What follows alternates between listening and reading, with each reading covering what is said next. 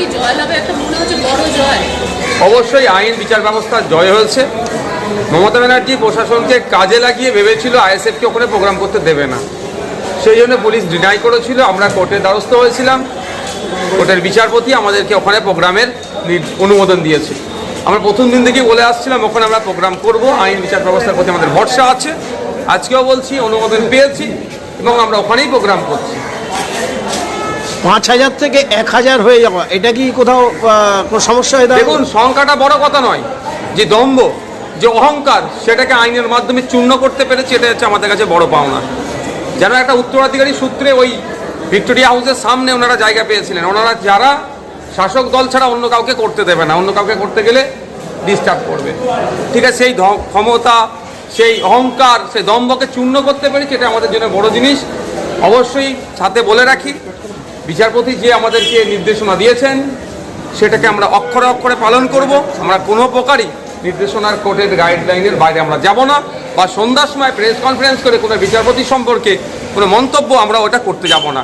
সত্যি আমাদের অবশ্যই ৫,০০০-এ যেটা আশা ছিল, সেক্ষেত্রে আমাদের সংখ্যা কমাতে হচ্ছে। স্টেজ যে যত বড় করতে চেয়েছিলাম অবশ্যই কমাতে হচ্ছে, কিন্তু দিনের শেষে আইন বিচার ব্যবস্থার জয় হয়েছে। ওদের ক্ষমতা, ওদের হিংসা, ওদের দম্ভকে আমরা চূর্ণ করতে পেরেছি, এটা হচ্ছে আমাদের কাছে বড় কথা। বলেছিলাম ৫ টাকার বেলের খোঁচার অনেক জ্বালা বেশি, সেটাই আমরা দেখিয়ে দিয়েছি। গত বছর একটা এই ঘটনাতে অ্যারেস্ট হয়েছিলেন আপনি, এবং আপনাদের বিরুদ্ধে নানান ধারায় মামলা রুজু করা হয়েছিল। এই বছরও রাজ্য ওই একই কথা তুলে ধরেছে, কি বলতেন? যদি ওই ভায়োলেন্সকে দেখাতে চাই, ভায়োলেন্স কাদের জন্য হয়েছে? প্রশাসনের জন্য।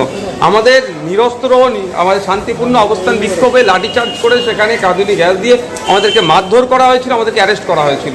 তারপরেও যদি আমাদের নামে অ্যালিগেশন দেয়, তাহলে তো আমার মনে হয় তৃণমূল কংগ্রেসকে পশ্চিমবাংলা আর কোনো প্রোগ্রাম করতে দেওয়া অনুচিত হবে। কারণ ২১শে জুলাই ১৯৯৩ কী হয়েছিল আমরা সকলেই জানি। তারা কীভাবে করতে পারছে? যদিও গত বছরের একটা কেসের চার্জশিট দিয়েছে, এখন একটা কেসের চার্জশিট দিতে পারলো না। ১ বছর হয়ে গেল। যদি আমি পার্টিকুলার আমার কথাই বলছি, যদি আমি এই কাজের কোনো রকম যুক্ত থাকি, তাহলে আমার বিরুদ্ধে আইনত ব্যবস্থা নিচ্ছে না কেন, বা এখনও কনভিক্ট করতে পারলো না কেন? 1 বছর গড়িয়ে যাচ্ছে। অ্যাকচুয়ালি ওটা হচ্ছে পরিকল্পিতভাবে আমাদের উপরে পুলিশকে দিয়ে, কিছু মানুষকে দিয়ে হামলা চালানো হয়েছিল। সেদিন থেকে মুখ্যমন্ত্রীর এগেইনস্টে কোনো বার্তা থাকবে আপনার? প্রত্যেক দিন তো মুখ্যমন্ত্রী তার দলের যে দুর্নীতি, চুরি হয়েছে, চাকরি চুরি হয়েছে, তার বিরুদ্ধে বলছি, ওই দিনকেও বলবো। তবে একটা কথা আজকে বলতে চাই মুখ্যমন্ত্রীর উদ্দেশ্যে, আইএসএফকে যত ঘাটাবেন মুখ্যমন্ত্রী বা তৃণমূলের জন্য তত ক্ষতি হবে। গ্রামের গঞ্জের মানুষ দেখছে, তাদের অধিকারের হয়ে আইএসএফ কথা বলছে।